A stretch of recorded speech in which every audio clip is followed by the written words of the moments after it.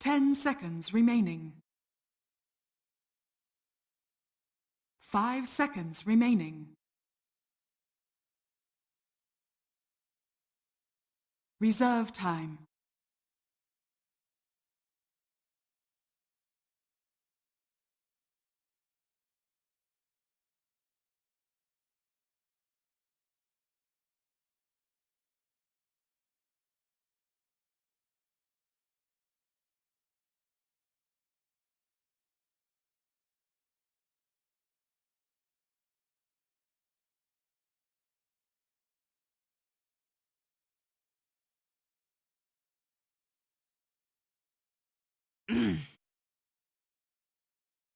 OG's turn to ban.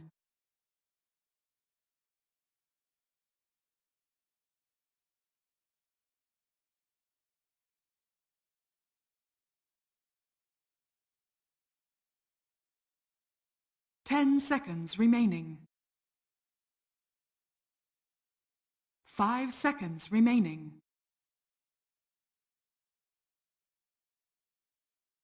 Ten seconds remaining. 5 seconds remaining. OG's turn to pick.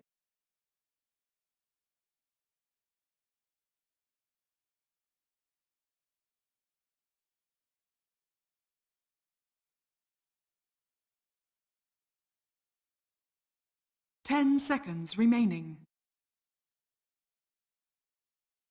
5 seconds remaining. Enigma. Radiant team pick.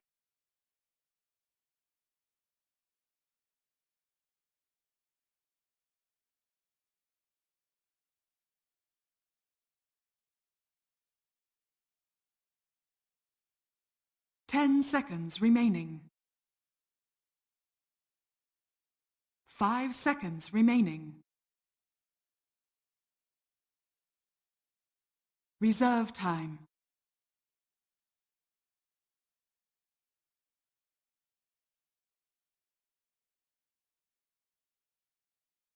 Weaver.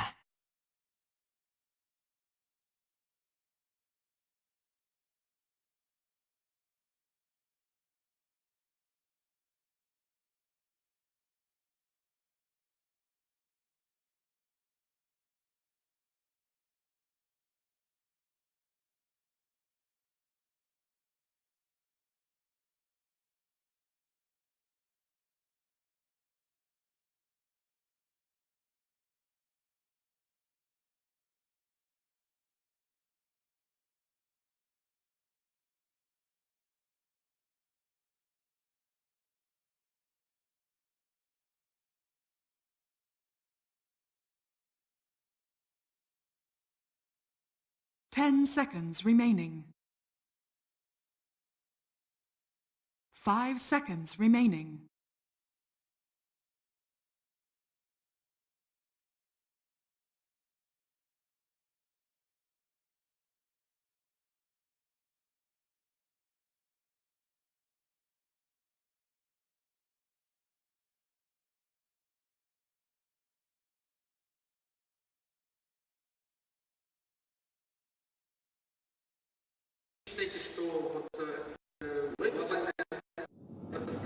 If you hadn't watched much Dota since the International, you would be forgiven to think that this is actually the grand final matchup. After all, on one side, you have a multi-major champion team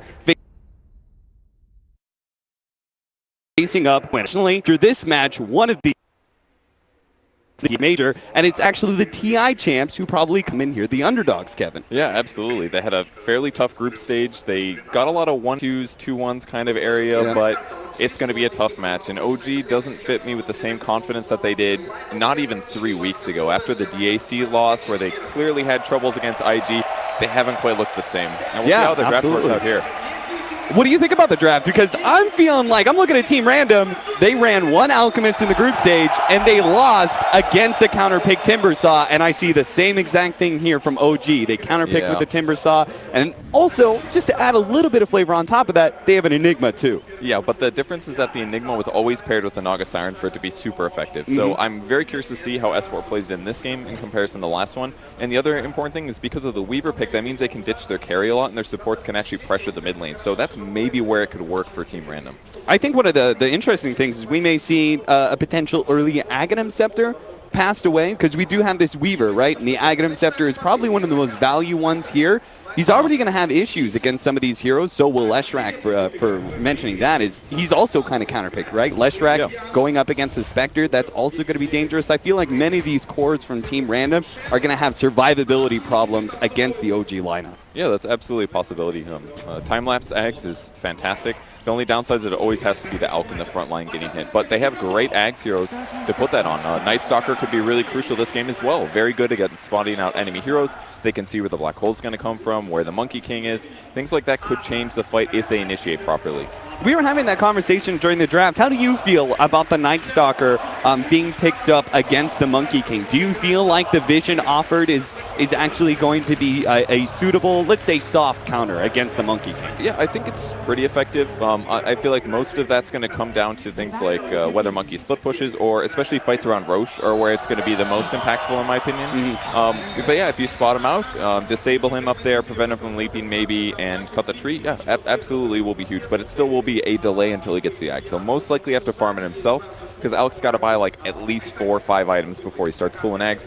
And at that point, if Night Stalker doesn't have it, yeah, he'll get it first. But that's going to be at least 30 minutes into the game. Man, it really is.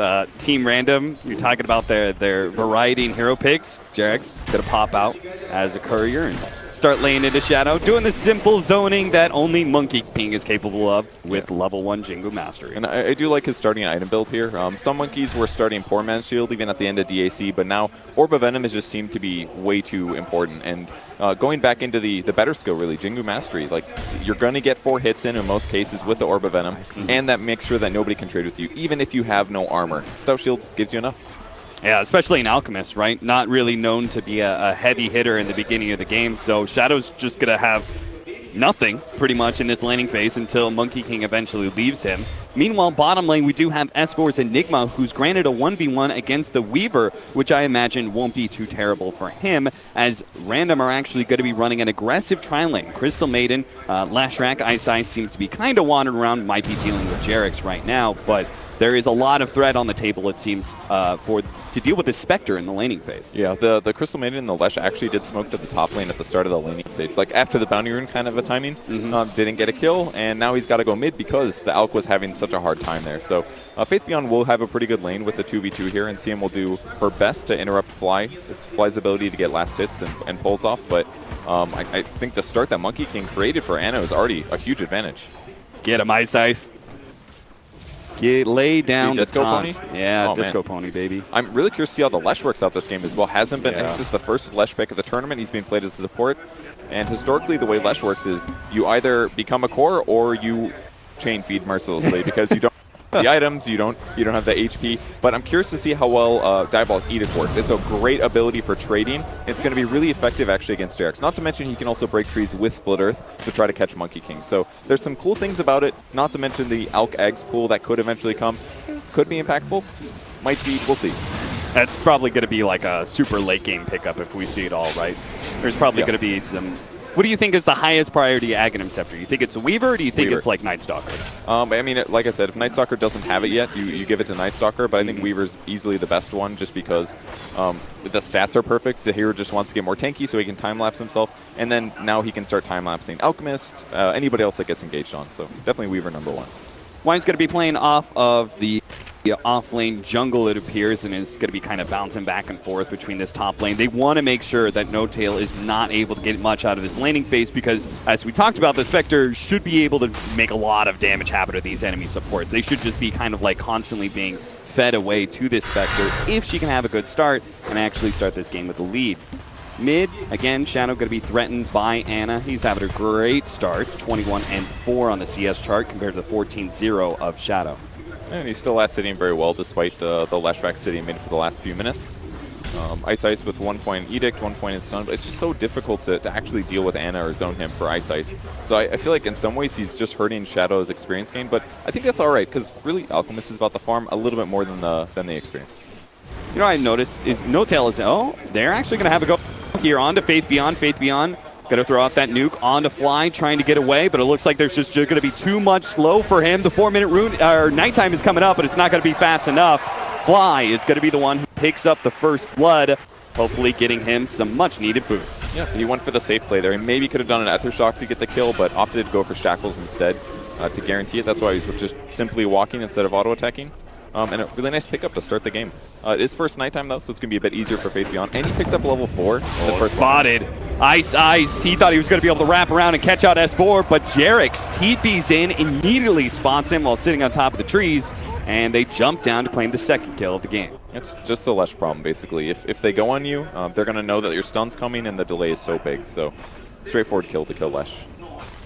Blink is beginning to pick up a little bit better CS. Early on, he was actually suffering against the Enigma and the power of the Eidolons, but it appears now he's got enough threatening power that Enigma won't really be able to stay in lane too much against that Weaver. The combination of physical damage and the swarm just taken away on you seems to be too much, so it seems like S4 is actually going to play jungle a little bit more. Yeah, this is the right thing to do. I actually played this matchup a couple days ago, maybe a week ago on the Enigma, and you do have to be careful around those 4 to 6 levels if supports rotate in and he gets bugs on you.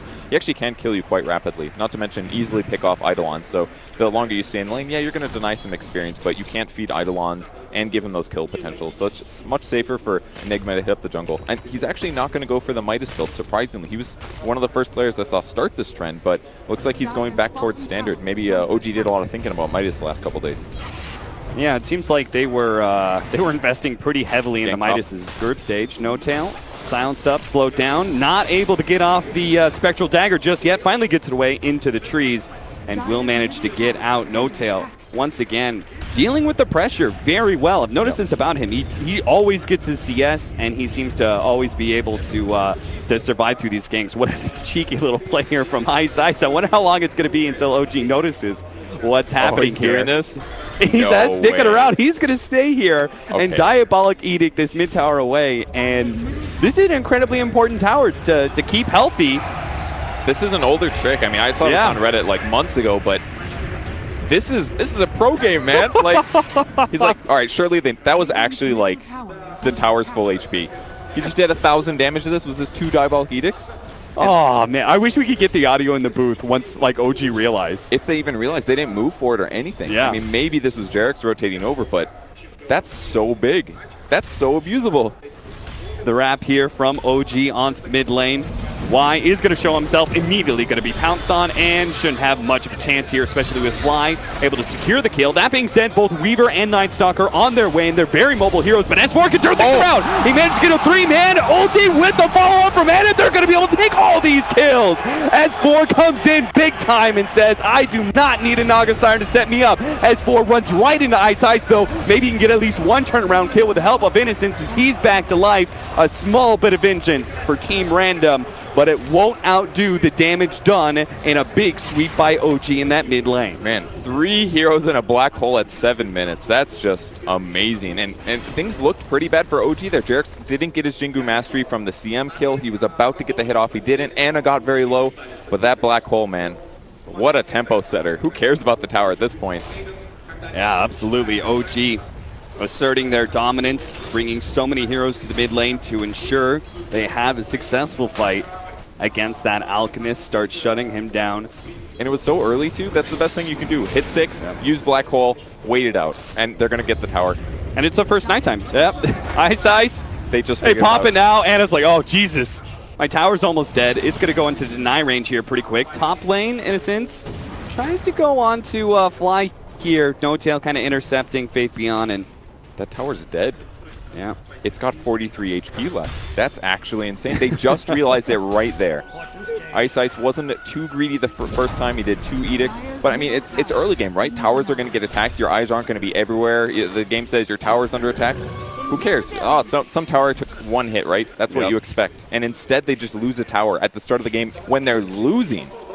It's insane. Look at this. CS4 He was coming in nice and early. He sees this fight. He sees the TPs. He's like, oh, baby. The way he approached was so smart, and going through the trees. Right. Caught Making that. sure that he was out of vision for as long as humanly possible until it was just too late. And they found the Weaver there. They didn't even realize they caught him. That was a two-man black hole for them. They got the extra surprise at the end. Here comes the hype. There it is. What a beautiful black hole. Another thing to talk about, that was the first nighttime of the Night Stalker. Can't say that I was super successful for Team Random. I kind of feel like with this off-lane Night Stalker, first time nighttime can kind of go awry. It's okay, but it's second time nighttime that really needs to feel the pressure of the off-lane Night Stalker. Oh, they're actually going to try and jump in for this one. Fly is going to be stopped here, unable to complete the shackles, and now we'll have the full heal from Blink as they pick up that support. No Tail is deep behind the tower. He's going to TP away, so it looks like OG may just have to give up this safe lane tower, but if you look at the other sides of the map, bottom lane being controlled by S4, mid being pressured by Ana. Completely okay to abandon this safe lane at this point for OG. They're going to try to kill Alchemist maybe. No, maybe not. Jerix is hopping down. Ultimate use. Okay, they're still going to go for it. Jerix, he has the ultimate too. He's going to lay it down. They're going to get a lot of damage on his shell. Can they finish him off in time? They will, and it doesn't look like there's going to be much of a rebuttal from Team Random. They just can't seem to bring the numbers there. They're already committed at the top lane, so OG starts striking on that mid tower. Man, it was actually so fortunate for OG that their mid wasn't Timbersaw, a typical offlane hero, because if that tower goes down, when it does, and you're playing Alina or something, it becomes so easy to gank you. But instead, he can actually just frontline, still push this tower, and equalize that deficit. Jerix seeing if he can maybe catch another Team Random members. They get a bit too close to that tower, but it does go down. The added plus side, right? Their tower did go down early, but they managed to deny it. Yeah. OG just picked up Team Random's tower and claimed the full bounty. So OG really not missing much of a beat here. But it feels pretty good for Random as well, though. Like I pointed out earlier, Weaver's so good at just solo pushing lanes and being survivable while he does it. He can sit top lane for a long time. He does have to worry about things like Shadow Shaman, Black Hole, stuff like that, but there's not that many disables, so outside of Shadow Shaman, I think he'll be fairly safe to keep pushing this. OG's going to continue the tempo, though. They need to offset the tower advantage that Random got. No Tail's going to try and stand in front of Blink's push at the top lane while they claim the bottom tier 1. No contest from Team Random. Yeah. I mean, they've got Black Hole up. Does he have his Midas coming now on Enigma? He does? Okay, so he still goes Midas. Just picks up the Ring of Regen first. I feel like maybe if the game was a bit different, he might have gone back for Mech, or this is just a casual Ring of Regen. Radiant's bottom tower is under Rotations attack. back by OG. Kind of a big show of force to TP the Enigma there with Envision. Yeah. A little surprised, but maybe this is done also so that they don't feel comfortable ganking Spectre. I mean, he could rotate over, obviously, but he'd rather just AFK jungle, not use Black Hole, force his opponents to leave. So maybe that's why he did it with such vision. Teams do intentionally show sometimes like that. And I feel like another big thing is that OG, they're not really too concerned about playing more of a static game, right? Like most of the time you're against this Alchemist, you feel pressured. Like you want to be able to end the game pretty quickly. But in a game like this, you're actually looking at OG's lineup. They've got a great late game hero in Spectre. They've got a great farming hero in the Enigma. Timbersaw, Monkey King, Shadow Shaman are all going to scale decently well into the mid game as well. So you know, for them, it's like they don't really need to really be all that aggressive and hunting down these heroes. They're actually pushing into pretty deep into Team Random side of the map, despite it being nighttime. Just feeling that apparently their 4-man is just stronger, no matter what, even if it is to the advantage of the Night Stalker right now. They're going to jump on a Blink, maybe trying to force out his ultimate. Doesn't actually go for it, while Fly is picked up by Ice and Faith Beyond. That's going to be a little tough. He's going to have to go back and heal, but I think it was a good choice not to use it there, just because there could be a fight in the next 20, 30 seconds. Time-lapse level 1, 60-second cooldown is pretty big, actually. But with the Shrine not having regen, maybe it wasn't worth it after all. They're trying to get No-Tail. This is the first in the gank right now. Oh, that'd be perfect. They've got the silence on him before the dagger. There's really not much No-Tail can do here. They still have the follow-up disable coming out from the Crystal Main. He'll be able to take that kill. Nice jump away from Blink there towards the tail end, but it does look like Faith Beyond's going to go down to Ana. And Y probably not going to make it out either. Run over by Ana with a Chakram. Last one, Ice. Turns around, Jerix not following into Ice's stun, so neither one of those two supports will end up falling. Very close. Ana's been using his Timber skills perfectly. Like, chasing heroes like that, when they know that they can see you, it can be difficult to land your abilities. This guy seems completely up to speed on Timber. He's going to have a nice and early Bloodstone. He really won't be dying anytime soon with that. The hood pickup is going to be great. There is a good amount of physical damage coming from random. Things like Diabolic Edict, Weaver right clicks, Acid Spray, and Alk right clicks. But it's going to be a while until the physical is actually scary.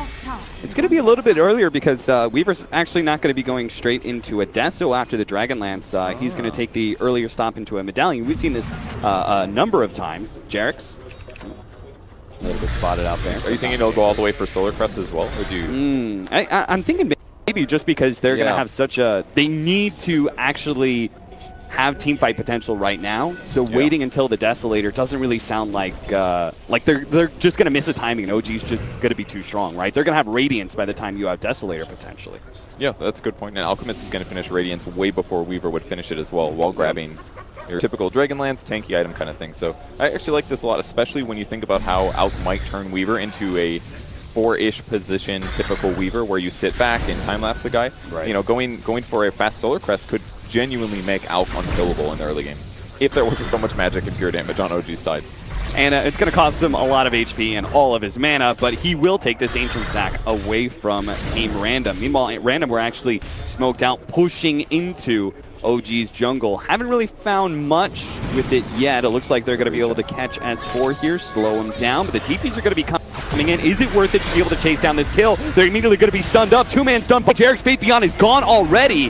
They pop out the Time Lapse from Blink as he runs himself away, but once again, Y is going to be the leftovers. He's the extra kill that Timbersaw, or actually No Tail, will be able to claim instead. That is actually great. The Spectre could use a little bit of boost in net worth at this time. I mean, the Enigma kill's great and all, but seemed very, very, very over-eager there. Go for that dive. Yeah. Especially with Haunt, like Spectre's always going to be there, and all it really takes is maybe one more here on top of that, and you get a kill. Oh, Jesus. Blink with this extra minus armor almost finishes off Fly despite an instant TP from the Shadow Shaman. That hero does not have a lot of armor.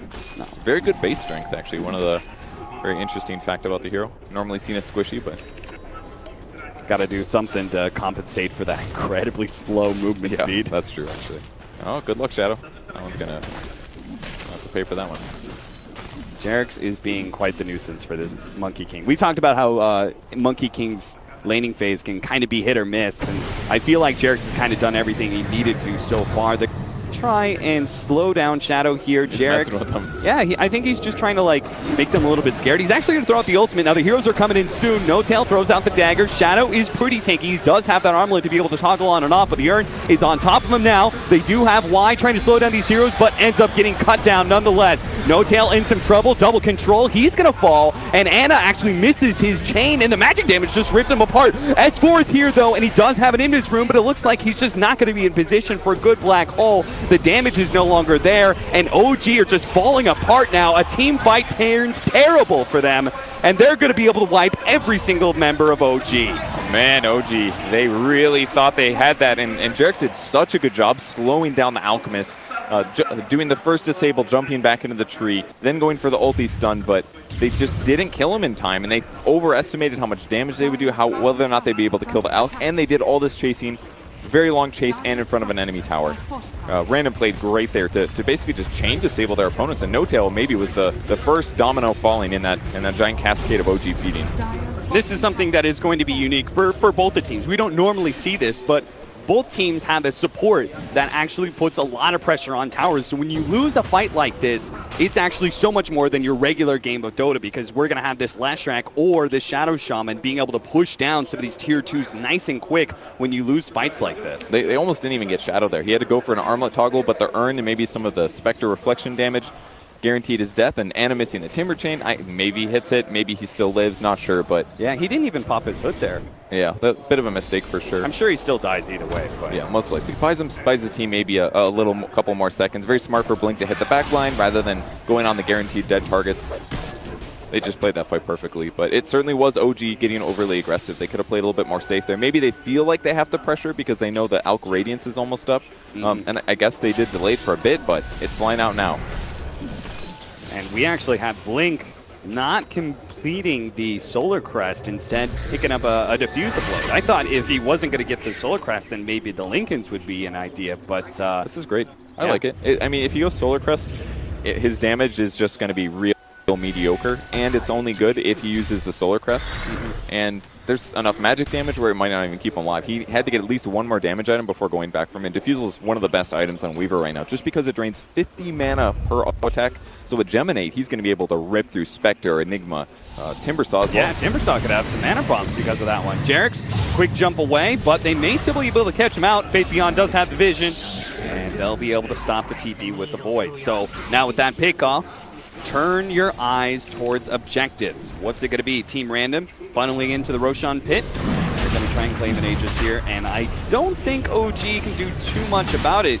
Monkey King is probably one of their best heroes for being able to fight around the Roshan pit. So him being the pickoff kind of works out perfectly to Team Random's favors. Yeah, so Aegis goes towards Random right now. Big tempo keeps happening. Like you said, the Leshrac gives them towers, and the Medallion plus the Acid Spray, it's so much physical damage that they can take Roche really easily. There is such a big power spike for Team Random at this point. Like, they've got their Radiance, and we have that Diffusal Blade for Blink. They have an Aegis.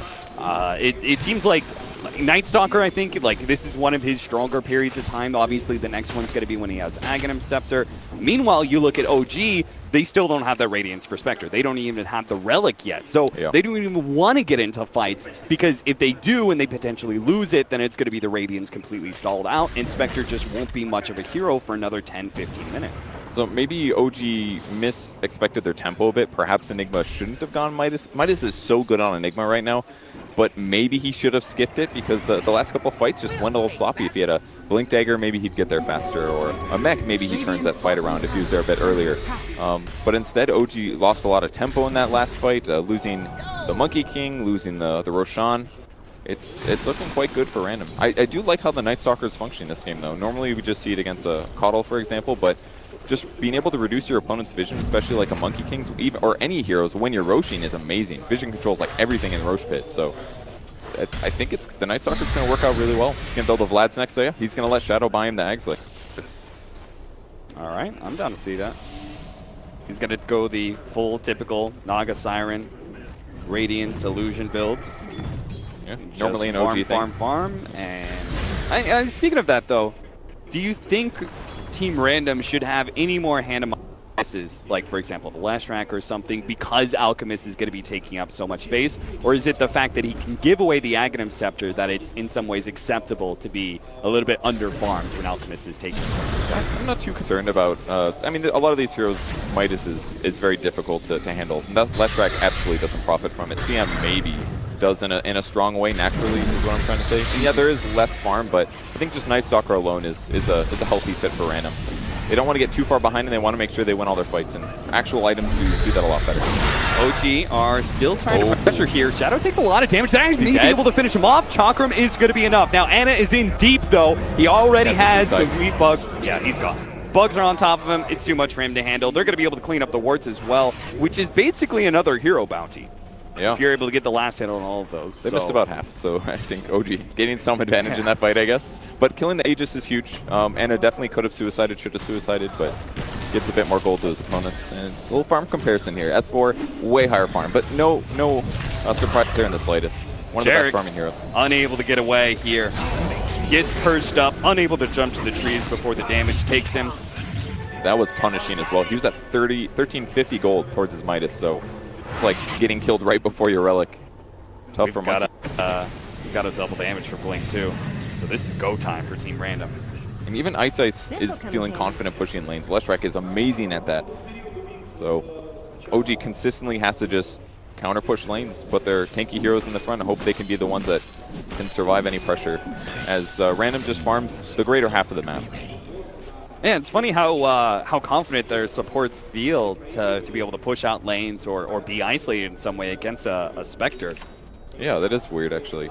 You see, like, Crystal Bane just kind of, like, hanging out on the opposite side of the map here. I'm a little bit surprised that they're not making a go of pushing into one of these tier 2s. Do you think it's just because Team Random want to make sure they get into that Naga Siren Alchemist build first? I think it's because it's just a little dangerous to fight. I mean, if they just control the map, I think they're already going to feel Confly is going to most likely die here. Yeah, they seem like well-positioned to be able to get a lot of pickoffs. Blink may actually be in some real trouble because Jarex is going to be able to come in with the additional stun and finish him off. That's a 900 gold bounty for Jarex. He gets his hand back immediately. Now, they still managed to finish up Fly. Looks like the Bugs managed to finish him off just in time. But that Weaver bounty was huge for OG. They almost didn't get the kill, too. It came down to right clicks from a Timbersaw. Monkey King. That extra range on Monkey actually saved that game. And now the tempo changes a bit, but some top pressure. Ooh, you get Leshrac stun, though. He's interrupted. And Haunt used as well. Fights everywhere, though. Yeah, that's going to be an easy pickup. Ice, definitely dead. Anna starting to recover those Bloodstone charges. The Tier 3 did take a serious amount of damage, goes down to about 1,000 HP. That's something that OG are going to have to keep their mind on, especially when the Alchemist split push really comes to the fore. Did he notice the tree shake here? Jarex is taking so much damage actually from this. Acid rating. Baby. Increased cooldown on Chemical Rage absolutely can matter. It's a bigger timing windows that you can kill Alk, so if you just keep an eye on him and you know about when it's going to run out, it's going to be really good for taking fights. But I do feel like Random didn't really want to force 5v5s because OG still does have really good fights. Obviously they had a Radiance advantage, but get the right black hole off and everything changes. And S4 is ready to do that now. He's got Black King Bar and he has a Blink Dagger on top of it. So now it comes down to very, very careful positioning for Random.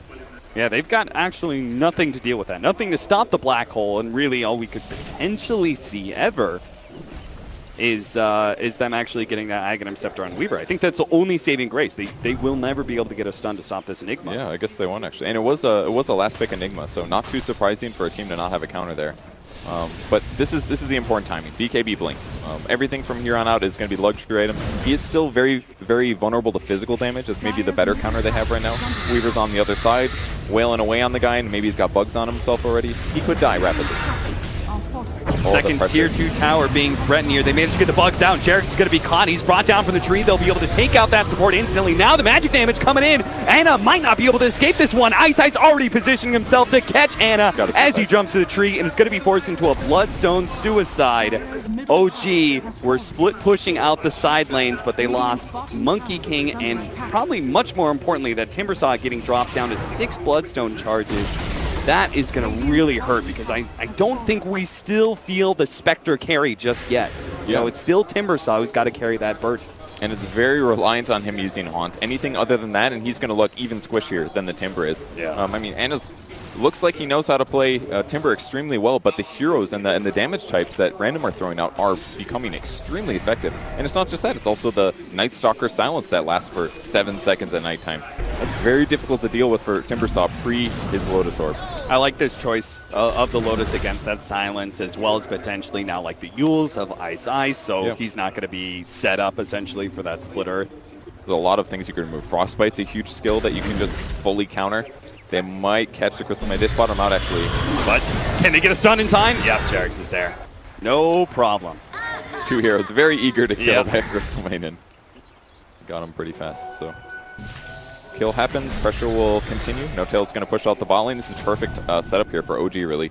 No-Tail can push this without any threat to his team taking a bad fight. Haunt's ready to go. No, Litfly have this gold. He's getting real close to that Blink Dagger, and that would be a nice additional threat to be able to catch that Weaver. Oh, Fly Blink. Oh, okay. Yeah. Because then, like, it's not even like Lincoln's can really save you, right? Yeah. It's just, they pop the Hex, instantly pop Shackles. Yeah. Especially if he goes for the extra Shackle duration. It might be a really good game for it, honestly. I've actually been thinking about the Shadow Shaman level 15 talent. What do you think? 100 range or 35% experience? I'm feeling the experience just because the level 20 talent is so good. The 25 as well as the 25.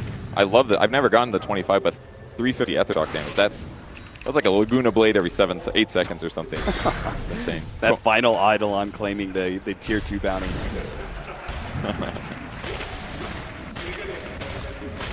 So Random going to push out the map a little bit now that they're back respawned. It is Night Stalker night, actually. So another vision advantage. Any pull bags yet? Nope.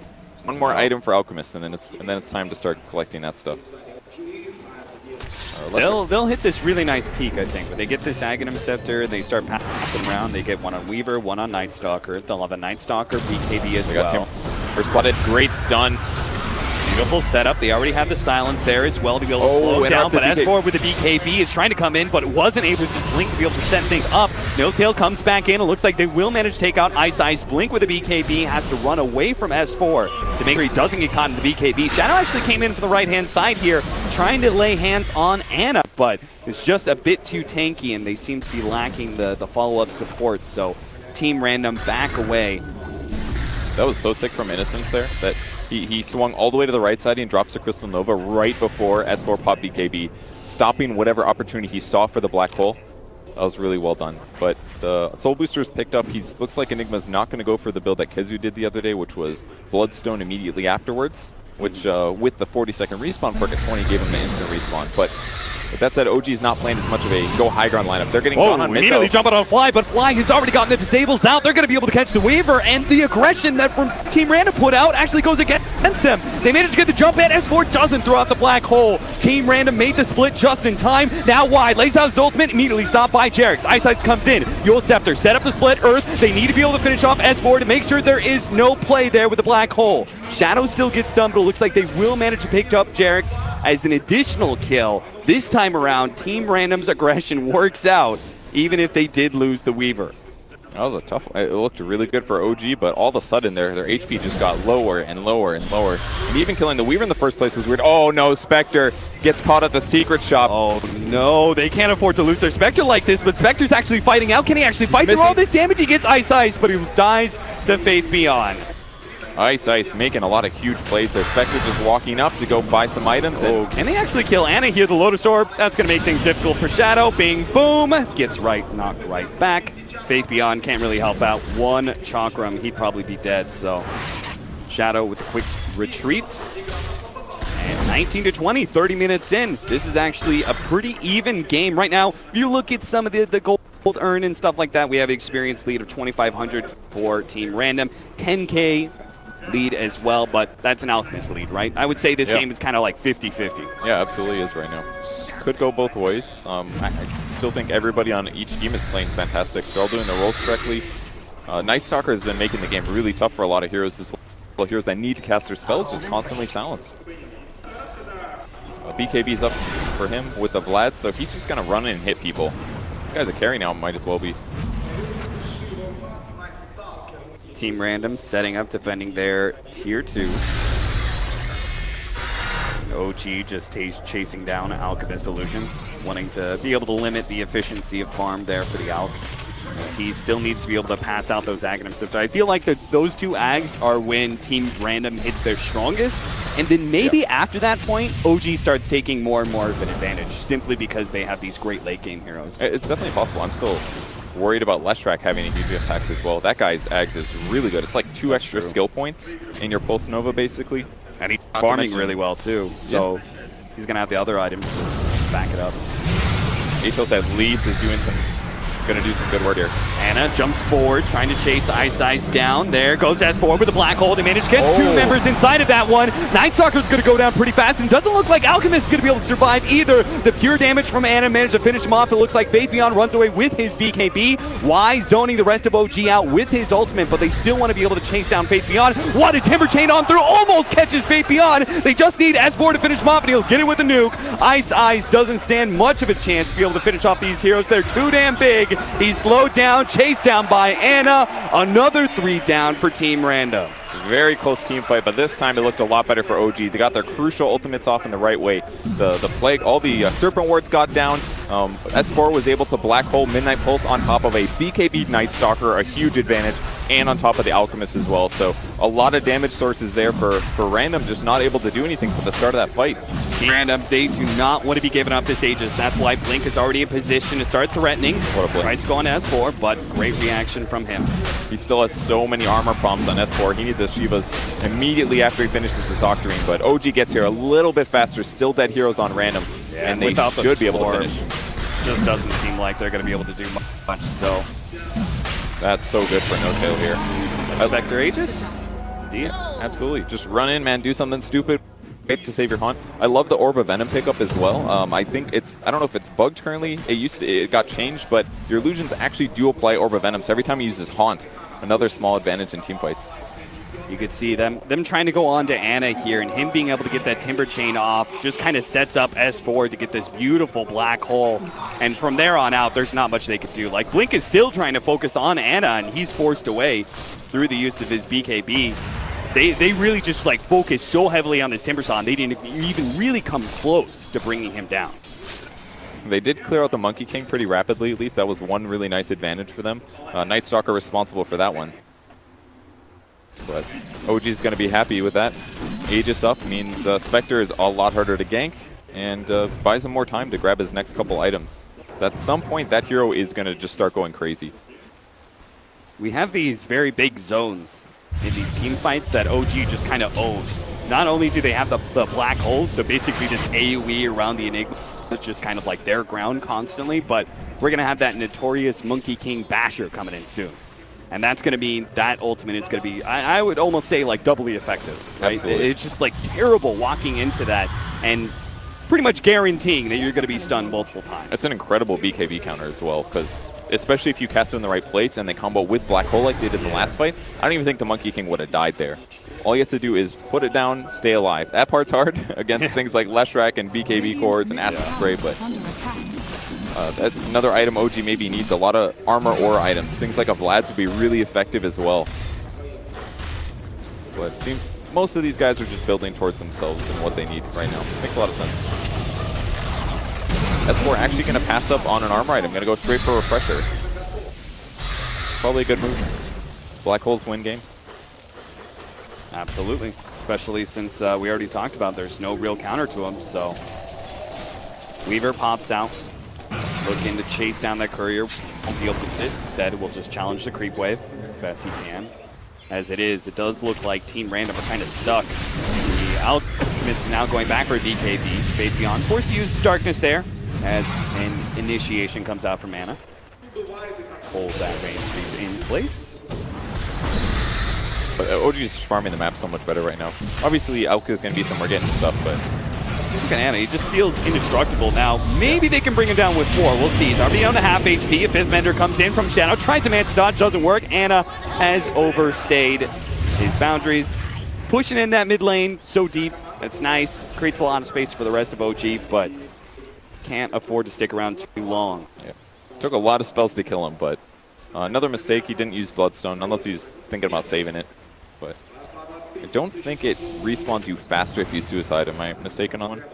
No, it doesn't. Maybe he, like, I think he might be onto something that he could save it, though, because being able to use it in the middle of a fight could actually be very valuable for Nota. Yeah, simply perhaps. because he does have a harder carry on the field. You know? Okay, yeah, that's a fair point. I don't know. We'll see if that ever actually happens. Timbersaw is working towards an Aghanim Scepter, obviously could be delayed a bit. Our Basher is almost here for the Monkey King, and No Tail, he is growing bigger and bigger. Butterfly's going to be up soon for him. At that point in time, it's one of those big tanky moments for the Spectre. Actually going to be teeping away right in front of Team Random. They are going to be able to get the stun in time. He's already down to half HP, but he does have the Aegis, and it doesn't look like Team Random think it's possible to be able to bring him down twice. In fact, they may just be caught up here. Blink is able to catch Fly on the background here. Fate Beyond's coming in as well. They might be able to kill all the support heroes of this one. They do manage to get the Black Hole onto Shadow. Jarek's is going to follow that up with an ultimate of his own, and Team Random aren't in a position to be able to find him. Fate Beyond immediately for Jarek's hopes to be able to bring him down as quick as possible, will make that kill, but now the second lot of No Tail is going to play havoc. He's already thrown out his ultimate, looks to be able to catch Shadow, does claim him, manage to juke him out as the unstable concoction goes to the sun, cleans up Ice as well. Blink is having a happy time in the back line, just killing all the supports of OG, but it's the two big cores of OG, No Tail and Ana, that will remain indomitable. Yeah, fight was not the best coordination there from OG. The Black Hole was all right, but still a BKB hero, and there wasn't much follow-up, especially because No Tail was mostly respawning Aegis during the stun duration. So they were able to trade about even, which is all right, but considering how close this game is, I feel like OG should be able to take these victories with the better teamfight heroes. Like, once again, Monkey King is still being threatened and killed during the Monkey King ult due to the Night Stalker. Like, this BKB that Faith Beyond picked up is actually won so many team fights because it guarantees that they don't have to deal with Wukong's command for 10 seconds. Yeah. And even Ana had to buy so many defensive items earlier in the game just because he was there's so many threats that he's just now picking up an Ags that probably would have made a big difference in some of those crucial kills too. What do you think about this? The minus 10-second Spectral Dagger cooldown over the extra 400. I think it's absolutely fine, honestly. Especially against like minus armor lineups, extra health not that much better anyways. Fight started, basically Shadow BK being ready to go. He wanted to save Spectre's life, but maybe not the right time to use that. And basically Spectre gets to do nothing in the fight other than respawn, and Monkey King getting picked off by the Night Stalker. It just made the fight very spread out, complicated, and difficult for OG to win one side. It seems like because the way like Team Random are kind of building and the way they're kind of playing out some of these early night times, they seem comfortable, or at least okay, with going late game here. In your opinion, who really has the better late game? We consider like these Aghanim Scepter, which they have 4 of them, 4 actually really big upgrades. Even Crystal Maidens is really big when you get that AoE Frostbite. Especially against like Haunt, you could trade ultimates really. They will be within the freezing field usually. Guaranteed to prevent those from attacking and moving. It's not the worst situation ever. Yeah, it's a 4.5-second ensnare, right? Once you get to level 25, you get the extra 1.5. I think honestly the late games are very similar. Like the Ags on every single player plus Moonsharp. Oh, laid out, doesn't quite land that stun. So is going to be able to get away from No here, at least for the time being, but Anna's going to go in deep, trying to dive into Ice, but now he's going to be caught underneath this tier 3, and here comes the magic damage. Anna trying to make his jump away at the last second, will manage to get some distance, but not enough to get away from Faith Beyond. No does manage to at least get Ice in return, but again, the Timber Saw has to be worth more than a 4-position Leshrac. Yeah, they keep forcing kind of weird, difficult to succeed at fights, and Blink is getting really far ahead. This guy's got 16 kills right now. Monkey King Bar picked up in addition with his BKB, so he's in a good spot. So I think Random's team fight is definitely very good into the late game. Their late game is solid. All the Ags, they can pick up the Moon Shards. I think it'll really help make them competitive against heroes like Spectre and then Enigma with Octarine Refresher eventual items. I think it'll be okay. It's going to be a battle of the big ults, you know, like get the right time lapses, the right black holes. Yeah. You know, there's so many things that actually happen in this late game. And I'm really feeling like this game is actually going to go there. It doesn't look like either team is going to be able to break the other in the next 10, 15 minutes. We have a very even gold situation. The Alchemist is beginning to taper off his usual lead. Only sitting at about 5k advantage. Interesting right now. Item build by Spectre here. Picks up an Orchid. So a couple reasons interesting. They are having some lockdown problems. That seems pretty obvious. It's difficult for Shadow Shaman to stay alive very long this game, which is going to continue happening against the Diffusal Blade and all that damage. So with the Orchid, more disable, they can maybe kill the Weaver without help from other allies, or BKB runs out, use Orchid. And it also covers his Spectral Dagger issues, which, you know, when you cast a Dagger every 6 seconds, you're going to run out of mana a lot faster. But Hero's already got lots of stats, throw on some mana regen. They're going to cast Dagger a lot this game. And we were talking about late game, right? Bloodthorn has got to be one of the best, like, damage efficient items out there. Ice going to die to Jarex here, looks like. Well, maybe. If they can actually chase Jarex out, Jarex is refusing to leave his ultimate. He really wants that kill, but he's not going to get it. Oh, no. Flyger going to be go down too. Jarex, he was pretty much saying, I'm giving up my life for my ultimate to last long enough to kill Ice, but he couldn't even do that much. Ice barely had the survivability. That's got to be that Ogre Axe right there. That extra bit, the Ogre Club, the extra bit of survivability. Yeah. Really nice for Lesh to stay alive. That the Yules has paid off so many times. I don't even think he's used it that often to set up, but just buying himself 2.5 seconds against OG's lineup has been really instrumental. Yeah, he's got, like, he picked up the Rod of Atos. So I was like, wait a minute, isn't that what the Yule Scepter is for? But now he can use the Rod more offensively and save the Yules for more defensive situations. It's just so good for raw stats too. Plus 30 int on this item. 350 health. That's a great pickup, especially from a support position. If you're a core, you're like, I'm going to sell that way too early in this game to buy it, but support, it's worth it. Should be able to get away, right? Unless there's a third hero and they stun. Or the Monkey King Bar. So close. The Monkey King Bar actually didn't hit him. Yeah. And that's insane. And Y as well as Ice were super close to being able to get off their stuns too. That was actually just kind of like perfect positioning for No-Tail to TP out and a little bit of luck. First Aghanim Scepter is up. Lay your bets, Purge. Who's it going to? It's on Blink already. I won. Oh, never mind. He already has the first one. Night Stalker just got it, but we missed it. Blink's got one already. It was just given to Faith Beyond. So Alchemist Farms It's too damn fast. Yeah, no kidding. But you were right. Blink was the priority. Now we have the clear vision for Faith Beyond. Jerix's life just got a whole lot harder. That's why he's trying to pick up a Shadow Blade. He needs that extra bit. Of course, we're presuming that Team Random, they don't have a gem yet, but I'm going to assume it's going to be coming up soon with that Axe upgrade on Night Stalker. I mean, there's not that much detection needed. It's really just killing wards, right? But yeah, I feel like Random's been playing on their side of the map like all game, yet still winning. Oh, kind of interesting. Pinged out here from the scan. Is there Anna's just tanking creeps. Okay. I was like, leg? Not attacking the creeps? Got to get those reactive armor stacks. Timber went for the Whirling Death attribute reduction skill point this game. Kind of interesting. Very good. Prioritizing against Alk, right? Yeah, it's good against strength heroes, but anything other than that, it can be iffy. Lead off right up Kato on the fly, taking out that support immediately. This is going to be a 4 versus 5 that commences. S4's got to come in big with his BKB Black Hole, but he's already used the BKB and can't find an opening for the Black Hole. Gets it now. 2 heroes. There's not going to be a whole lot of follow-up damage. Gets the follow-up pressure. Now the second Black Hole is going to be able to catch 3 this time. Can OG output the damage? It doesn't look like it. S4 is going to die. The second Black Hole is down, and now OG have to try and chase down the rest of these heroes themselves. Shadow, jump away. Chakram, double Chakram, and a Whirling Death. Anna times it perfectly and gets the triple kill just in time. Man, Refresher Enigma looks real good. That was the most obvious incoming disable from Night Stalker, but instantly S4 was like, next BKB, and a Black Hole, you guys. Blink was laying into him too. They were trying to bring down that S4 as quick as possible, but OG, once again, they win a team fight next to the Roshan pit. They're going to claim, I believe, what is that, the 3rd Aegis of the game? We're going to have cheese as well. There is a cheese on Roche.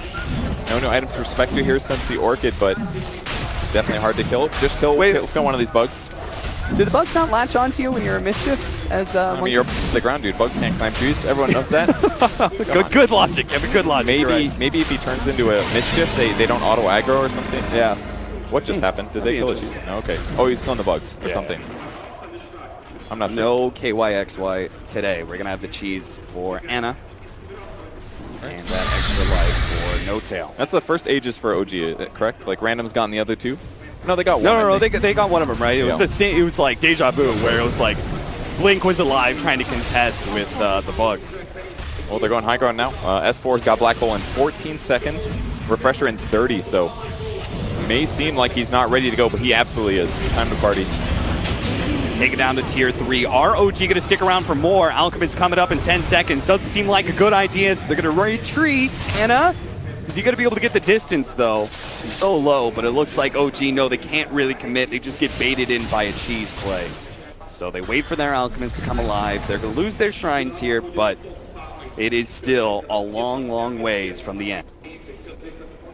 Take a look at that fight once again. S4 popping BKB early. I really like how Random's playing the fights. They basically just spread out with BKBs and target whoever they want to, but as soon as he's disabled, another BKB, and he's healing insane amounts because of the Octarine Core.